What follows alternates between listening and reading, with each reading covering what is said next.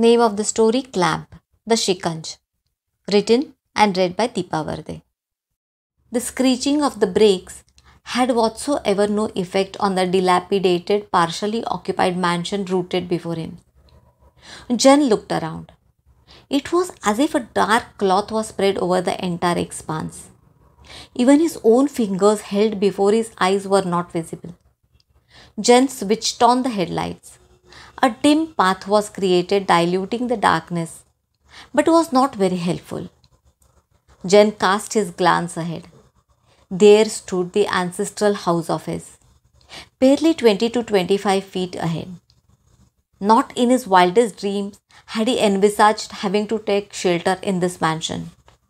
Born and brought up in Mumbai, the only son of a well-known entrepreneur, overly pampered, spoiled to the hilt. A perfect example of emperor syndrome. Age 30, tall, fair, slim, sharp aristocratic features.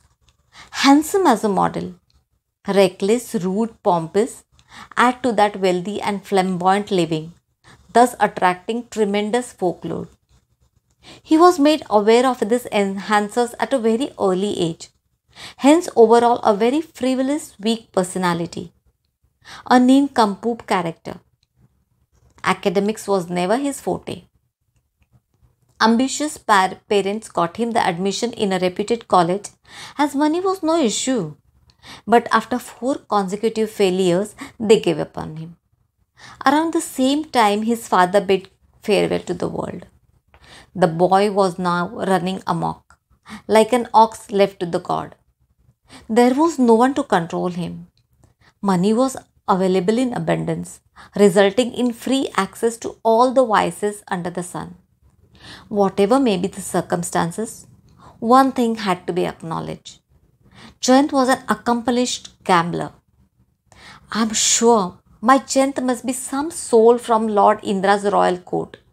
No wonder he has such lavish lifestyle, all spendthrifty and pomp, his mother would praise.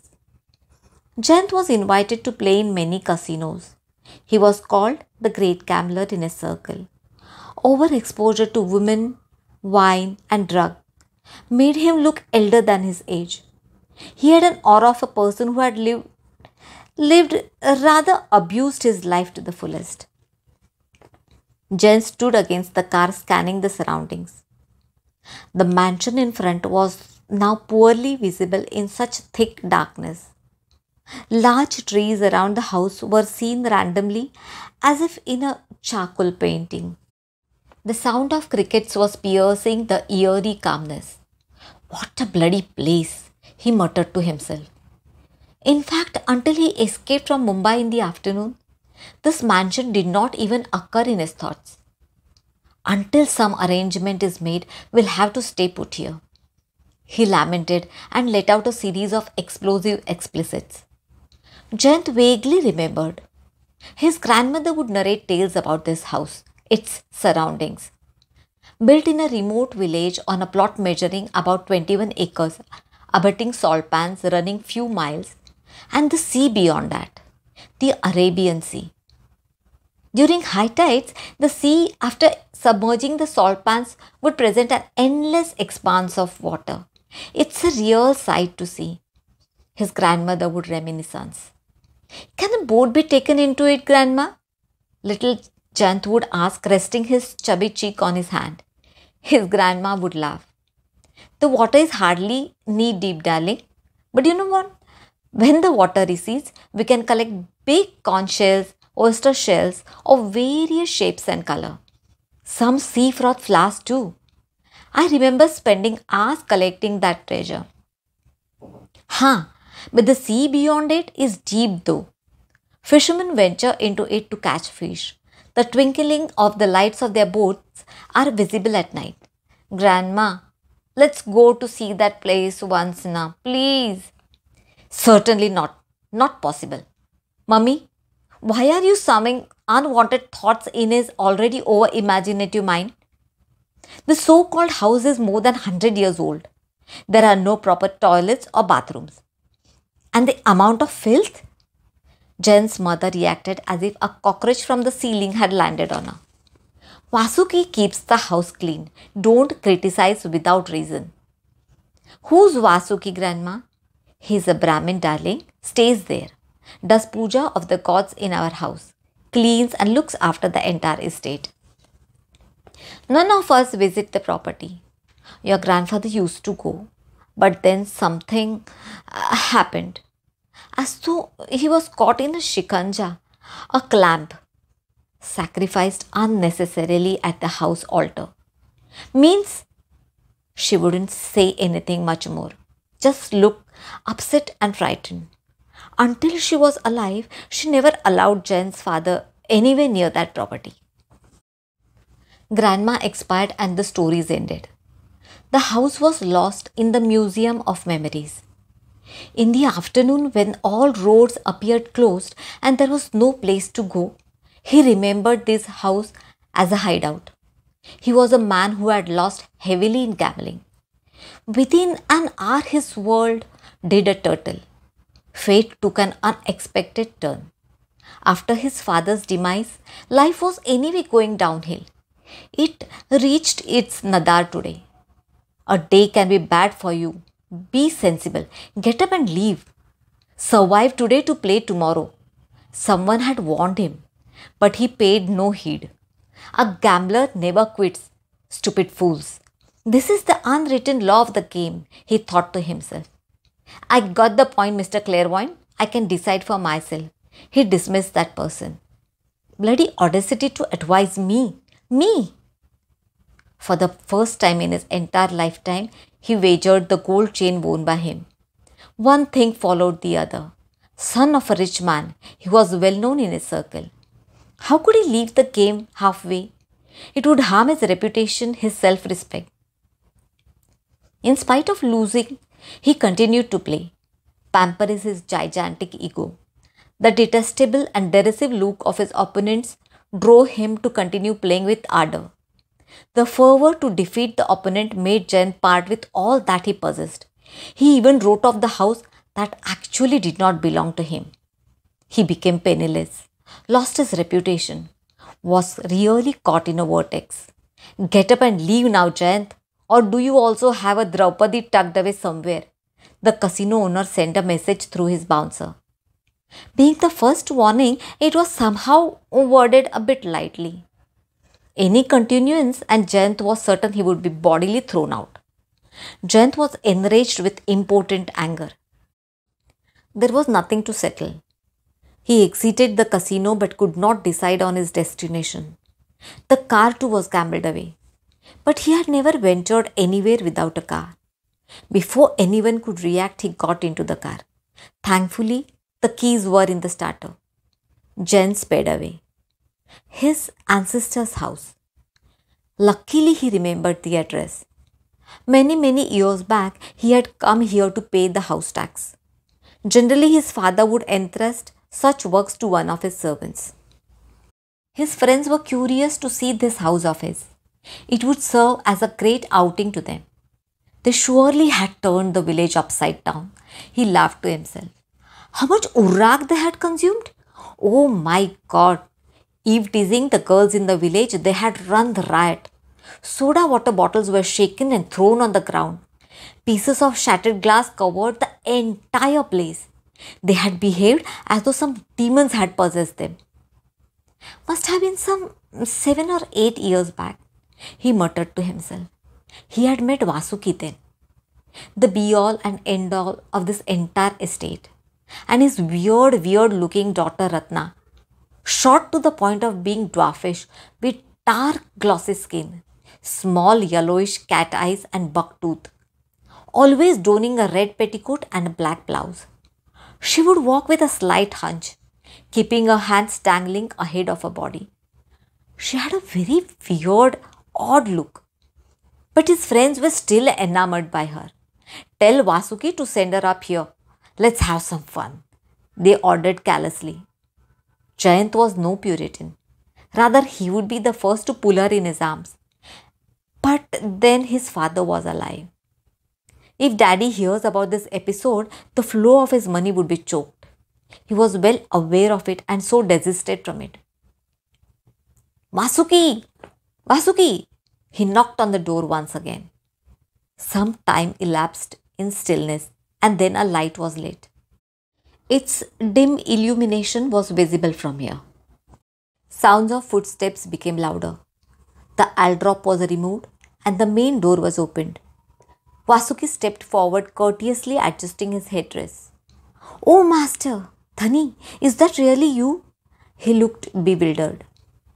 Have you come alone? He raised himself on the toes to look beyond Jain's shoulder. Yes. Oh, I see. Shall I get the luggage from the car? There's none. It was a spur of the moment decision. Jain mimicked a carefully careless attitude, but Vasuki didn't seem to be fooled by it. His cunning, scanning look irritated Jain. Now what are you staring at? Step aside, man. Go and see to my sleeping arrangement. Ji. Vasuki turned inside without any demur. Jain slipped the car keys in his pocket. He stood still, observing the surroundings. The very thought of having to even stay in this place made him shudder. And in given circumstances, with no money and nowhere to go, and a committed fraud, he refused to think further. On top of all this chaos, he needed to arrange money immediately. Luckily, the car was fueled up sufficiently today. Else, he shook his head vigorously as though to bay away the thoughts. Tomorrow is another day, he said to himself, and raised his foot to enter the house and knocked his head on the doorframe. A shooting pain ran through him. Fucking idiots! What a lousy planning! Can a door height be so small? Bloody nonsense! It's an ancestral house, Dhani. Pride has no place here. One has to be humble. Bow your head and step in. Jain grated his teeth. Stop being over smart, will you? Don't forget your position. You are a mere servant here. Better stay within your limits and don't cross my path. Am I clear?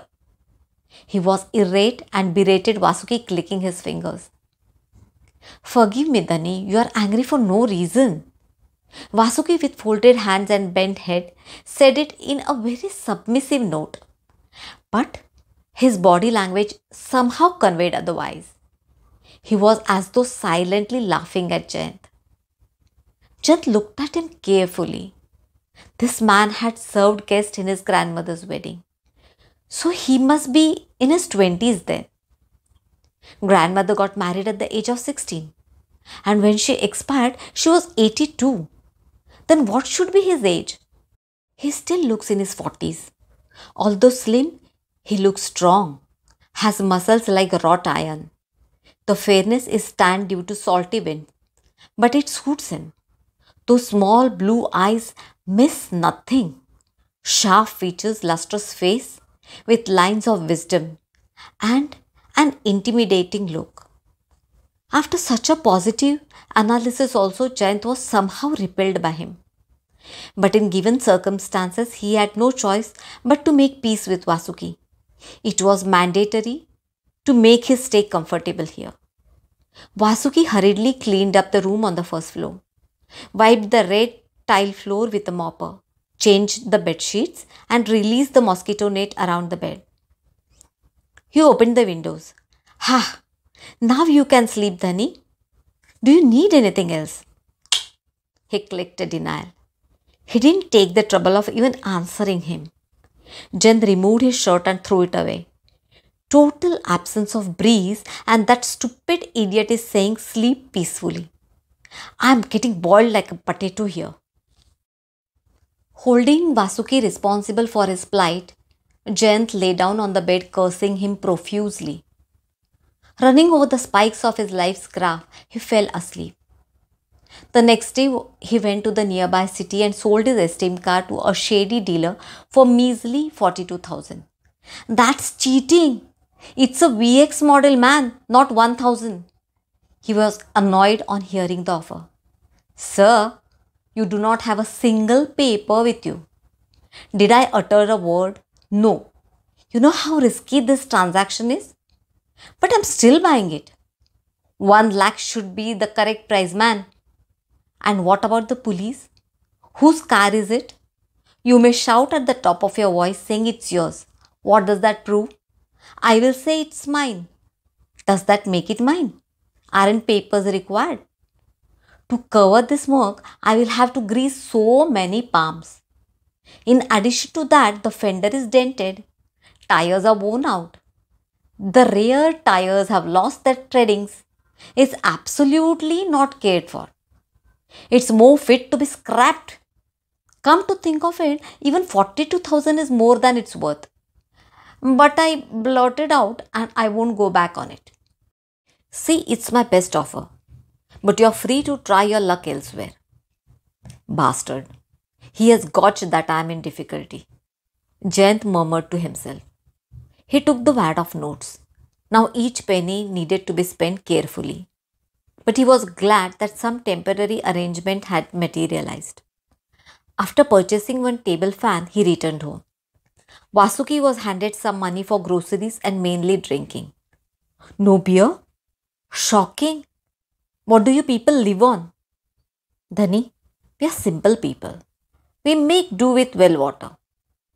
The derisive tone upset Jain once again. He gnashed his teeth. I'm warning you once again, Vasuki. Don't try my patience. I'm the owner here and throwing you out won't be so difficult. In fact, it sounds really tempting. You better mend your ways and take this as a warning. Dhani, you're unnecessarily angry, like always. Vasuki murmured apology under his breath and slipped away. His superficial respect gave Jayant a massive headache. His bowing before Jayant and then that over-polite tone would irritate Jayant to no extent. It was as though he was entertaining himself at Jayant's expense. A week passed by. Eat, drink like a fish, and lie in the stupor was all he did. He yearned for his friends. He yearned for the smell of new pack of cards. And above all, he yearned for a female company. It wasn't so difficult to arrange a damsel from the village. Then this long day would pass pleasantly in lovemaking. But in his entire life, it was always the girls who were enamored by his personality, his flamboyance, his persona. He never had to buy such favors. He contemplated dialing few of his friends from the local booth, but then thought against it. What if he is traced? That would be a colossal trouble. Ratna? How about Ratna? His thinking provided a solution. How about her? But that particular incident 2 days ago raised goose pimples. Just the remembrance sent a shiver down his spine. It was the night time. He was tossing and turning on the bed as usual. The electricity was gone since morning. Sometimes it goes for days together. Vasuki provided the information with great glee. After having slept the entire afternoon, he was wide awake now. The country liquor, Mosambi or Narangi, whatever, was unable to lure him into sleep. He laid in his bed, eyes wide open, counting the wooden logs in the roof truss. Sometime during the night he dozed off and was shaken awake by some odd noise. Jayant listened intently. It seemed to be resonating from the corner portion of the house on the ground floor. He listened carefully now. One disheveled sound was that of a cat, but he could not recognize the other one. He waited for the noise to subside, but the tempo of the cat's voice seemed to be in ascending order. He shouted loudly from where he was in an attempt to shoo it away, but the effort proved vain. The sound increased further, leaving no option for him to get up and go down. Fucking still no lights? He yelled in a colorful language. The cat's voice increased further. He called Vasuki to look into the matter, but there was no response. Cursing him, Jen got up. After descending the flight, he stood still to locate the place of that particular noise. Yes, it was from the outer veranda. He quickly crossed the central portion of the house and peeped into the long veranda. After a few minutes, his eyes adjusted to the darkness. He spotted some movement at the farthest end. He blinked his eyes once again. A ray of moonlight had unfolded itself on the floor, thereby reducing the severity of the darkness. What he saw was enough to freeze his blood. On the floor in the dim lit corner was a big tomcat with an arched body bearing its disheveled teeth. The tempo of its meow meow had reached its crescendo. And facing the cat sat Ratna in the same arched body posture as the cat, as though ready to take a frog leap. Every meow from the cat would initiate a similar response from Ratna. Oh, so that weird noise came from her, he observed. Her neck muscles moved to and fro as in a Kathak dance. Her gaze on the cat was unwavering. Jen stood still evaluating the scene. There appeared to be tremendous confidence in Ratna's aggression. Her win as though certain, and she was aware of it. It was as though she was toying with the cat facing her, prolonging her obvious march to victory.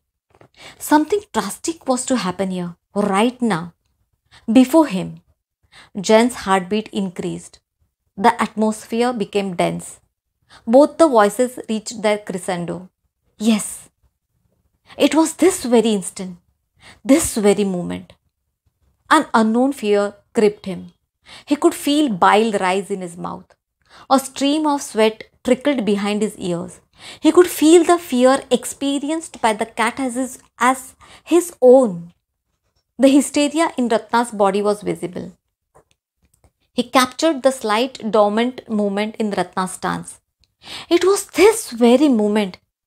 He couldn't bear it any longer. Ratna! He shouted with all his strength. For an instant, everything became still, as though the universe had stopped spinning. The moment was paused, and then the situation eased. With a low purring sound, the cat hastily retreated. Ratna did not move. She sat still with her head between her folded knees. What do you think you are doing? Unnecessarily spoiled my sleep because of your silly antics, stupid girl. Get up and leave now. He scolded her in a raised voice. But the effort to keep his voice steady visibly failed. He just could not shrug off the fear laced to it. She got up. Red petticoat, black blouse. She stood there. She stood still. Bowed head, hands hanging ahead of her body. Go now, go away, he threatened. But she did not budge. She did not budge an inch. Stupid girl, he grumbled. But he himself turned back. The sleep was gone for a toss. No lights, no fan, and nothing to do. He felt as though someone had stamped on his windpipe. He just could not breathe. Jen opened the door of the first floor balcony. He inhaled deeply. Now he felt a little better. Yet he could not shake off the discomfort engulfing his mind. What was exactly going on below at midnight, in that pitch darkness? He was sharp enough to deduce that the game between Ratna and the cat was certainly not a child's play. But then the question remained unanswered. What was it? The cat screaming for life, Ratna making strange noises, ready to pounce on her. Jen could still feel his chest heaving. Just the memory once again ruffled his breath. The hands that lit a cigarette were still trembling. He took a deep sniff. The nicotine warmed his lungs. He felt much relief. What the hell has happened to me? What a bloody place to be marooned on, he pitied himself. Flat plain spread over 8 to 10 acres, and then starts another one. Similar one, belonging to somebody else. No trees, no bushes, just the expanse of barren land. He intentionally looked beyond his shoulder, as though drawn to that particular corner. Today it was in total darkness. On other days, a thumb-sized flame could be seen. What's that? He had inquired with Vasuki. It's a cremation ground. Quite far actually. Since there is nothing in between, it's clearly visible. Nothing to be afraid of, Dani. Who said I'm afraid? Did I say that? I was only curious. And why are you grinning? Are you making fun of me?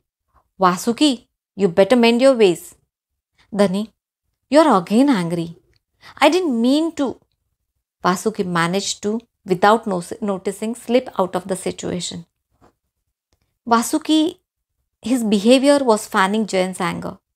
The superficial humility, false respect he displayed, making fun of him at every opportunity, left Jayant ruffled and out of sorts. Does not leave a single opportunity to belittle me, bloody rogue. It was becoming increasingly difficult for him to contain his anger. The threshold of his volcanic eruption was very much in the vicinity.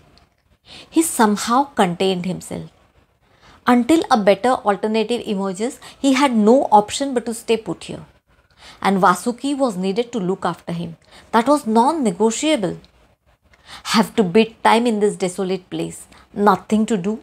No one to talk to. No theatre. No movies. Come to think of it, there is a makeshift theatre in the village. But the projector takes a 10 minutes break after every reel. Who can possibly watch such a movie? Better to get drunk and lie down. The money was soon depleting. It needed to be arranged. He had no formal education, neither any talent that would earn him money. And slogging? Absolutely not. At least mother got married and settled abroad, which took her off his back. Hush, he thought to himself. Jen stood in the balcony recollecting the series of events. He saw a movement in the corner of his eye. Jen turned around abruptly. A fireball? The size of a football rolled along. It bounced its way further and further. A reddish-orange fiery ball of fire. For an instant he could not believe his eyes. Where did it come from? Is it true or a figment of his imagination? He rubbed his eyes, pinched his cheek, but the fireball did not disappear. Vasuki, yesterday night I saw a ball of fire bouncing its way from our property and it finally disappeared in the salt pans. What was it? Vasuki was cutting the grass with sickle. He momentarily paused, but then continued cutting the grass with great concentration. Stop pretending now. Did you hear my question? Ji. Then say something. I want to know. Vasuki dropped the sickle and dusting his clothes stood up. Dhani, I never lie. I have always been truthful. It's my promise to my job. For the first time, Jayant found him talking in a very serious tone. Listen to me, Dhani. Please ignore it. You will unnecessarily get entangled in it. Stay for a while and leave. The subject is best left alone. Vasuki's low, serious tone made Jen more curious. Stop advising. I'll ask for it if I need it. Now speak up. Vasuki stood speechless for a while, procrastinating. He obviously didn't want to tell, but he could not dismiss the question, and fobbing was something he would never do, whatever may be the consequences later. His face tightened, as though he had taken a tough decision. His pupils steadied. There is a myth attached to it. Hidden treasure is found in the land where the fireball rolls. You mean wealth? Jayant was stunned, and this crazy idiot was asking him to forget it. Now this is what is called height of stupidity. Wealth, you said? What wealth? Wealth, Dhani. Priceless wealth. Oh, but where is it? Underground. Safely stored in chests and coffers. But where precisely? From the place the fireball rolls. You mean somewhere in this entire patch? Right, Dhani. Jen's eyes shone. Let's get to work then. Call the labor from the village and start digging. You really think it's that simple? Like popping a limlet in your mouth? There are large snakes protecting such treasures. They are called the Rakhandars. Snake guards. Don't assume that you are the first to take up this digging expedition. Many attempted it and returned empty-handed. Greed has no bounds, Dhani, but the end of the story is always the same. Either they go insane thinking of all the wealth or just lose the will to live. again imagining what can be theirs and they cannot have. Start digging from tomorrow, okay? Jayant ordered obstinately. I will certainly get it. It is my property, so it's mine. No, Dhani, you're not the owner of this wealth. The original owners have departed centuries ago. The descendants were incompetent. They sold the land.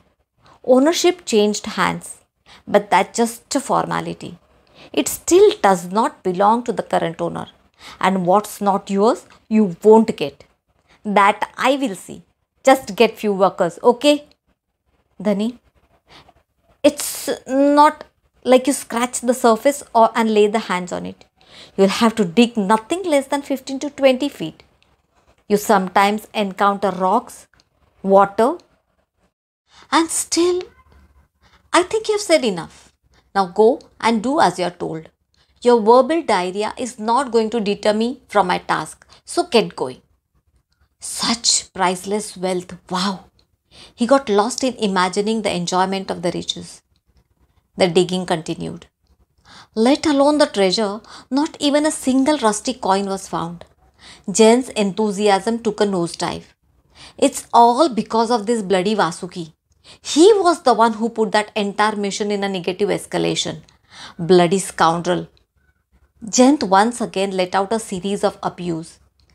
During the entire expedition, somehow Vasuki was not to be seen. Kamchor, he thought to himself. Just once he appeared. Only if we had seedlings. The land is so well ploughed, he said sarcastically and vanished again.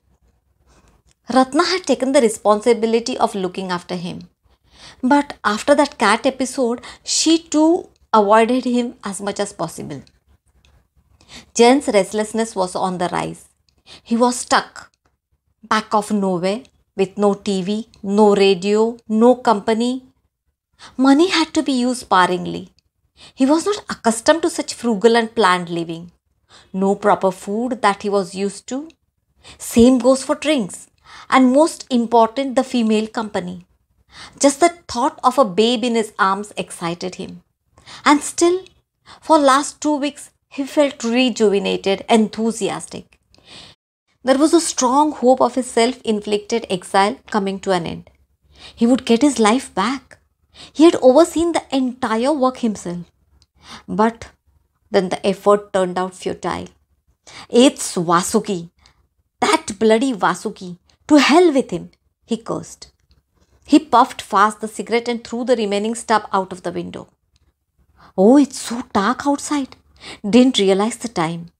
He poured the remaining liquor in the glass with unsteady fingers and emptied it in a gulp. It took great efforts for him to open his eyes. He now could feel the hunger pangs in his growling stomach. Bring me something to eat. Hey, Vasuki. He was certainly not in a position to know if he was audible. Audible enough to be heard. He sat on the bed, eyes closed, staring at his stomach, unaware of the stream of saliva trickling from his lips. The footsteps on the stairs woke him out of his stupor. Hey, bring me something to eat. He growled to no one in particular. Aroma of fried fish appeased his senses. He opened his eyes and found Ratna standing before him with a plate full of fried clams. The aroma of the well-spiced dish made his mouth water. Ratna kept the plate before him. And he really saw Ratna. He really saw Ratna. Very slim, dark, the same red petticoat and black blouse. Hair tied in a slim braid on her back. Slightly hunched, protruding teeth. After listing so many drawbacks, Jayant was still drawn to her femininity. He was attracted to her womanhood. He was extremely aroused. His breath quickened.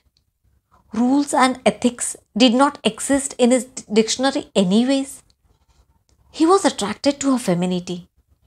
His limbs stiffened. Saliva gathered in his mouth. He gulped. Heartbeat increased. He leaped on Ratna and embraced her tightly. He knew Ratna would scream. She would be frightened. She may even throw a fit, yell, shout. put up a strong resistance. But, but in reality, nothing happened. Even in that excited state, he could feel the ice cold frigidity of her body. Her cold body. It had the touch of a slippery, wet earthworm, like a scaled skin. In that semi-conscious state, he felt nauseated. He withdrew his hand as though stung. She turned around slowly. Her yellow eyes met his. That piercing gaze unsettled him.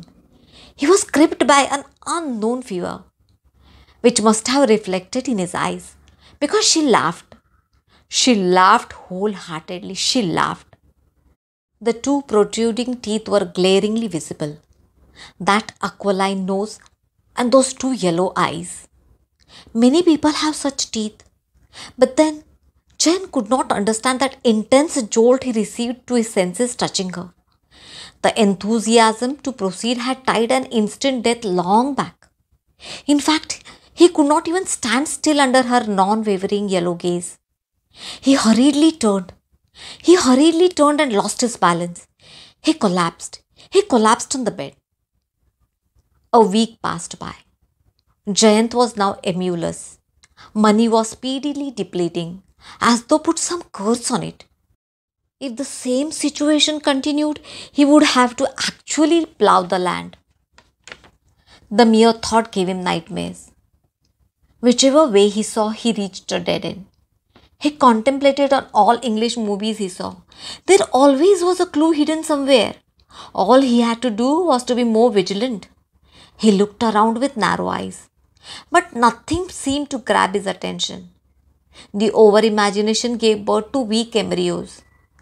Vasuki, let's check the loft. Few days back I saw lots of boxes there. Bring them down. Dhani, there is nothing there. Listen to me. The metal is badly rusted. They cannot be even picked up, let alone bringing down. You know what? You should have been a teacher, Vasuki. You seem to have a say on anything that is mentioned. I don't remember asking your bloody advice. Do as I say. And keep your trap shut. Climb up and bring the trunks down. Now? Instead, I'll call for help tomorrow and... No, I want them down right now. You do it or I do it. You choose. Okay, I'll do it. Grumbling, Vasuki turned back. He climbed on the uppermost loft. Jayant was right behind him. For some reason, Jayant could not trust Vasuki. Despite his polite language and respectful behavior, Jayant was well aware that he was not a favorite with Vasuki. At the first opportunity, he will be betrayed by him. All the trunks and drums were brought down and arranged carefully on the ground floor under Jayant's supervision. After lunch, he took to the task of opening the trunks. But apart from old clothes and old photos of gods, nothing was found. In one trunk, he found few brass vessels that had turned ugly green due to the salty sea air. He examined each and every article carefully and closely, but no clue was discovered. Do one thing.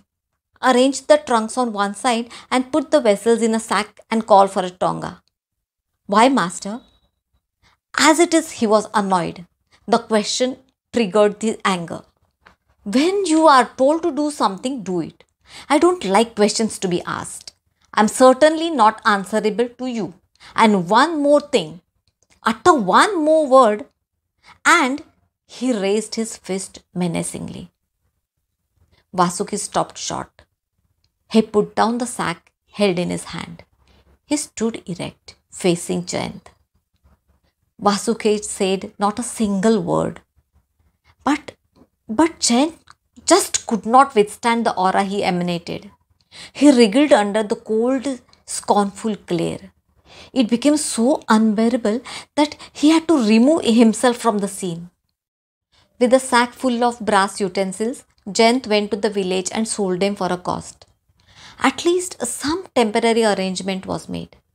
He could not resist the temptation of entering the brothel this time. When he left the place, it was pitch dark. Not a single soul on the road. He was feeling happily lethargic. Luckily, he could get a tonga to reach home. He could not remember who opened the door, but just managed to reach his bed. Somewhere around midnight, he was stirred awake once again. He could hear some noises from the loft. He looked at the clock on the table. The radium hands were showing a pattern. Either it was 10 minutes past midnight or 2 am. It was difficult for him to fathom.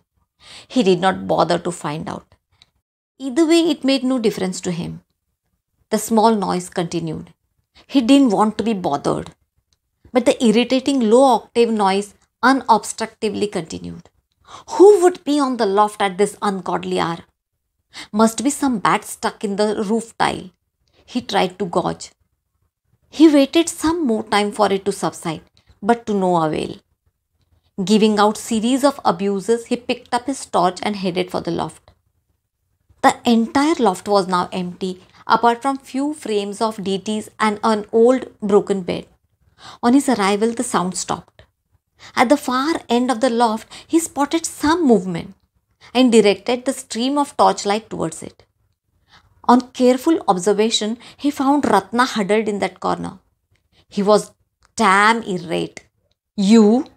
And what are you doing here? Come down immediately, he thundered. But she did not budge an inch. Are you coming, or shall I come there and drag you down? Ratna emerged slowly, with shoulders bent, slightly hunched, chin touching her chest. But her hands were held behind. He grew suspicious. What's in your hand? She shook her head, indicating nothing. But neither did she bring her hands in front nor raise her face. Jan became suspicious now.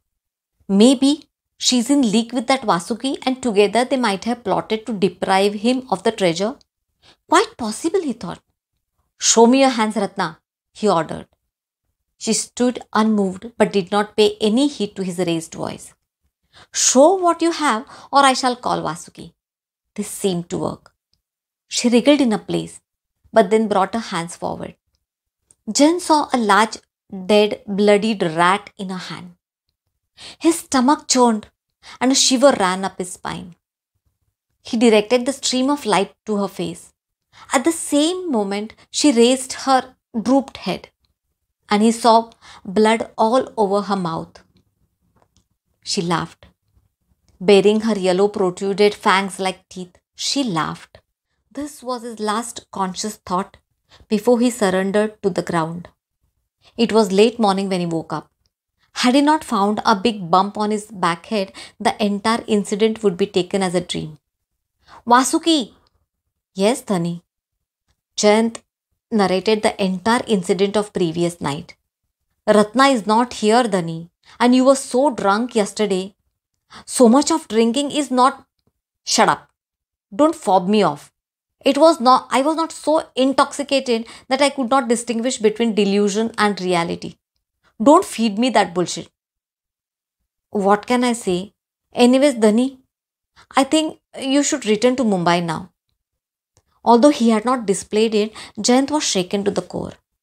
These happenings were beyond his comprehension and he was extremely upset about it. But even if he decided to leave, where would he go? Mumbai was out of question, and to shift somewhere else needed money. That left only this place. But staying here too was getting immensely difficult. It was as though the entire estate was conspiring to make him leave. The uneasiness was growing. Jan could feel that tension in the air. He too wanted to remove himself from this place. But again, back to the question, where? Where can he go? Ratna was nowhere to be seen. She had disappeared. Vasuki's tongue had become caustic. His whip-lashing tongue grated on Jan's nerves. But somehow he seemed to have lost the courage to answer him back. Vasuki's intimidating looks ruffled Jayant, as though Vasuki had put him under surveillance. His entire body language suggested Jayant should leave. Vasuki, he called. Now what, Dhani? Vasuki appeared like a genie. Few days ago, you proclaimed that you never lie. You remember? Then tell me, how do I lay my hands on this treasure? Vasuki sighed irritably. Dhani, now more than 2 months have elapsed since your arrival. In another fortnight, winters will set in. After that, no one stays in this bungalow. Why? It remains closed for next 4 months, Dhani. Arey, but why? Because we are not here to serve and no other person works as domestic help in this house apart from us. What if I don't leave? I can always employ someone else from the village. Vasuki laughed derisively at Jen's ignorance. Suit yourself and face the consequences. Jen was annoyed by the hidden challenge, but he did not have the guts to accept it. Stop threatening me, you got it? I will be leaving soon. Who wants to anyway stay in this dilapidated structure? Tani, leave at the earliest. Tomorrow would be ideal. I will. You don't have to keep repeating like a broken LP record. And you haven't yet answered my question. Just as you have attempted, so had your grandfather. I tried my level best to dissuade him, but the greed overpowered his usual balanced thinking. I tried to reason out with him, but he was as though obsessed. His entire being was filled with just one thought: the wealth, the huge wealth. He closed his ears to all the reasonings. For months he was at it, and then the winter arrived. He had to leave. It's the rule of the mansion. He was about to leave, and then maybe he saw something that he was not supposed to. He started running. He started running as though the devil himself was after him. In that frenzy, must have stamped on. Vasqui cleared his throat. In the morning, he was found dead, his mouth frothing. He was beyond treatment. So now, Dhani, please leave. Don't get drawn into this maze. You're young. With tenacity and determination, you can easily overcome obstacles. These days too shall pass. You will rise in life. God will help you. Don't lose heart. Jayant was quiet for a long time. All right, I'll leave tomorrow, he said without conviction and delayed his journey by a day. Just because the grandfather did not get, why is it applicable to the grandson too? This is pessimism to its limits. Stupid this Vasuki is, he said with distaste. But he didn't want to argue with already irritated Vasuki, so he just agreed. Before I leave, he sent Vasuki on an errand to the village and carefully checked the entire Vastu, right from the loft to the kitchen. But the entire result was only disappointment. That day he stayed back on the pretext of having a massive headache. Next day he again sent Vasuki to the village. He could feel Vasuki fuming, but left anyway.